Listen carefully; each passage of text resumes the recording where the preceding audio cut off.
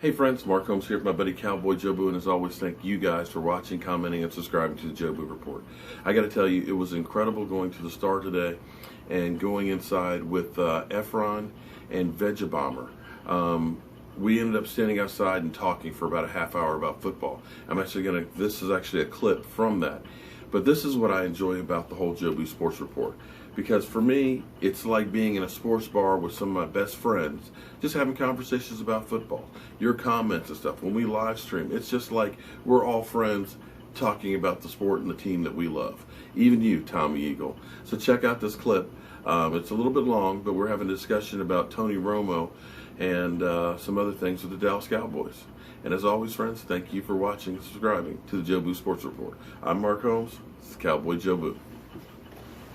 On him, right? He was the fourth quarterback on our squad, and if it wasn't for Quincy Carter getting cut because of issues, he wouldn't be here. But because Quincy Carter got cut, he got to be the third quarterback. He got to stay. If it wasn't for that, now think about this: who else do you know gets a $100 million contract when you've never won a Super Bowl? And at that time, you only won one playoff game.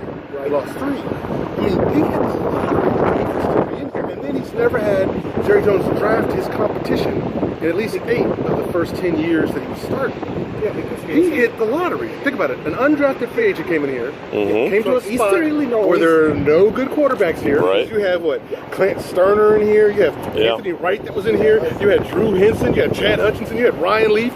You had Randall Cunningham that was there. You signed Tony Banks, but then cut him after preseason, so he never started for you. Right. What was going on? So he was at the right place at the right time to be marginal enough. And I tell you, the worst thing that ever happened to him was the 2007 season, because Jerry then said,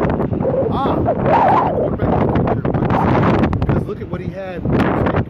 It was all crap. And we saw one guy being able to do that much magic.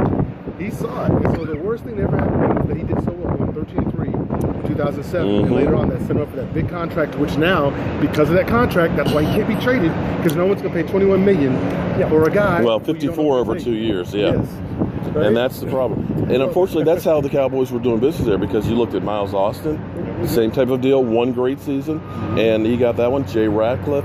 And so Jerry was always, Marion Barber, you know. So all those contracts ended up screwing the team, that we ended up having to use Tony Romo's contract basically as a piggy bank. And it's finally, the bills are due on it. You can't kick it out any further, and you got to bite the bullet. Yeah, Romo's done it. He's done well. Never talk bad about him. He's a good quarterback.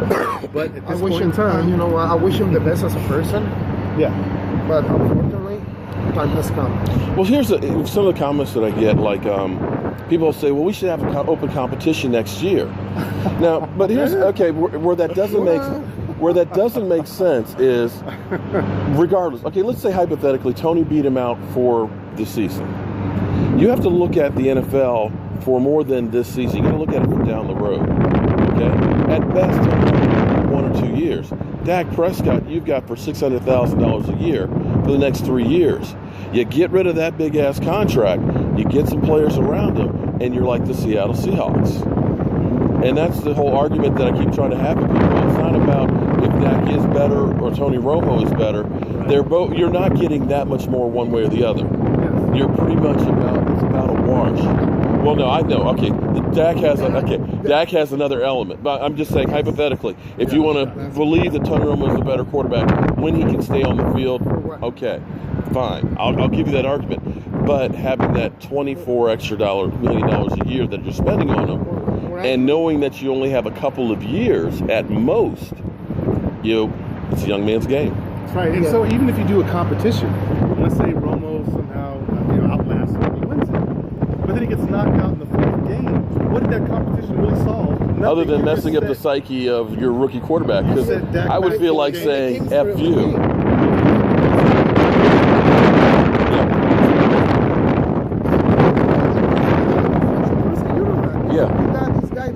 And he's like, oh yeah, let's go guys, and takes a hand and boom, boom, boom, boom, and everybody's rallying behind him. And then you take the guy out because you're hiring somebody, and it's like, okay, he's an older guy, he's not lazy or nothing, but he's an older guy, so he does things, he's certain pace, and everybody's like, okay, so everybody rallies in a different pace. Then you appreciate the chemistry. Now, let's say Tony Romo. Okay, Tony Romo is better. Why is he better? Dak is accurate. Dak is mobile, which Tony Romo is not. And he knows, I mean, he really, I think what makes Dak for me is the dedication. I'm here. You know what? And I'm going to win. Right. I don't care. See, another and see, he's had to earn everything that he's gotten. You know, from soup to nuts. He's always been doubted. You know, you look at the draft, you know, 4th round draft pick. Oh, he's Tim Tebow 2.0 with a slightly better arm. And I'm sitting here watching the tapes on this guy, and I'm like, what am I missing?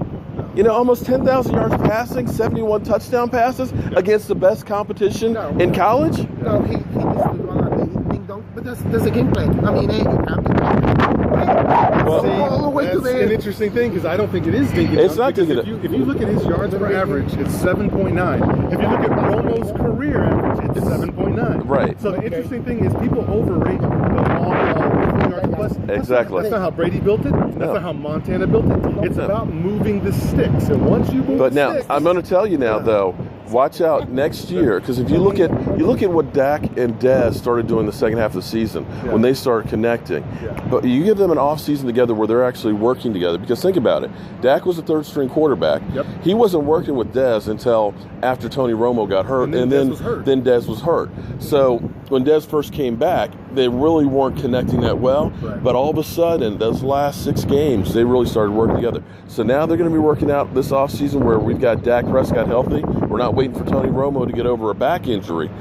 That chemistry is going to come together, and they are going to be a force. You watch.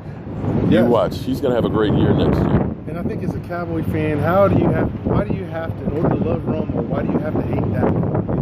That's the thing that kills me. I don't get that. Yeah. Because this guy, think about it, we're watching history being written with this kid. No other quarterback has done what he's done. And get to start. That's what Yes. But he's going to start at several levels. And what he's done, one thing he's never done so far is he's never regressed. He's never had a really good game and then fell way back. That's not what he's happened. What's happened is in the middle of the game, he's going, okay, so I got to do this a little different in the second half. Yeah. And he does. He's coming every time. And how do you not praise that? You know what? Exactly, but it's part of being a rookie. He never hit a rookie wall. Everybody's like, oh, he's going to hit a rookie wall in this game. Oh, no. You know what? I hate but you know what? Oh, no. These guys are super good. They're going to be the best. They're going to be, oh, my God, you know. And we're like, okay, fine. You know, we're like, oh, my God, they're going to assassinate my team. You know, it's like, well, and then they get there, and we went, yeah, we got it. Like, no, man, this is so garbage. It's like, really? But that's the thing that's crazy. Really? The thing that's crazy. It's like everybody's just waiting for him to fail. Yes. You know, every week. And, you know, and it didn't even take more than a quarter. You know, he'd have 2 bad passes, and all of a sudden people are like, he sucks, get him out of there. And I'm just like, it's the first quarter of the game. How many bad passes did Brady throw last night? Oh, geez. Brady couldn't get out of his way last night, the first half. What did he look like? Yeah, and again, and you got to understand too, with our Cowboys, the way they're built, that offensive line wears those defenses out, and that's why you notice the team plays so much better in the 4th quarter, because after getting those guys pounding on you, for 3 quarters, they get worn out, and that's why that team plays the way it does. And anybody who doesn't understand the whole concept of ball control, which is what it is. You hit the open man with the high percentage passes, you know, where you're not risking a turnover. Look at what happened with Matt Ryan having that turnover, that strip sack. That changed the whole momentum of the game. Yes, it did. And we didn't have those plays very often this year with this team. And as many times as I'm watching, that Super Bowl felt exactly like the Green Bay-Dallas game when we were up 26-3, and we were still firing the ball downfield instead of running out the clock.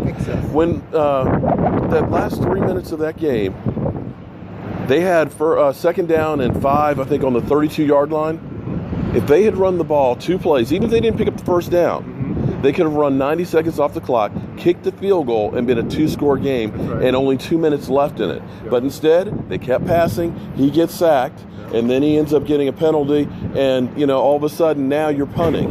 And that's where that game was lost. And I kept saying, that's a Jason Garrett call. You know, one thing that I really hate about yesterday was that catch, it reminds me so much. That I know I'm going back, but this Brian, the catch, the catch. Oh my God! So that means the guy hit there, but the ball just like all over the place, but never touched the ground. And then it was like, and the guy's on the ground, and he's like, okay, he doesn't have control. What happened there?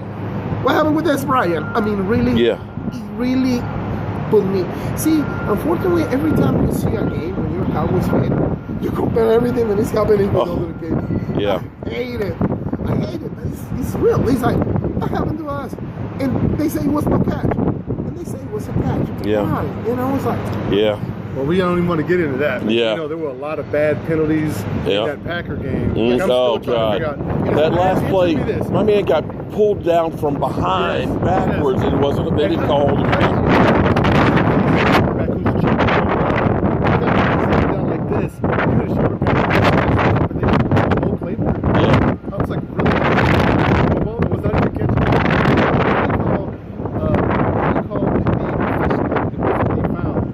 The foul they called for Rice being on the field. What was it? The too many men in the huddle. The 15-yard variety. What does the 5-yard variety look like? Okay, but here's the thing. Here's what's funny. The last time that was called was by the same official against the Dallas Cowboys with the Redskins. So nobody calls us other than this guy. So that kind of makes you wonder. Yeah. Yes. You've just been listening to three guys having a conversation about football. I'm Cowboy Jobu, standing in front of the Dallas Cowboys headquarters. Have a great day, friends.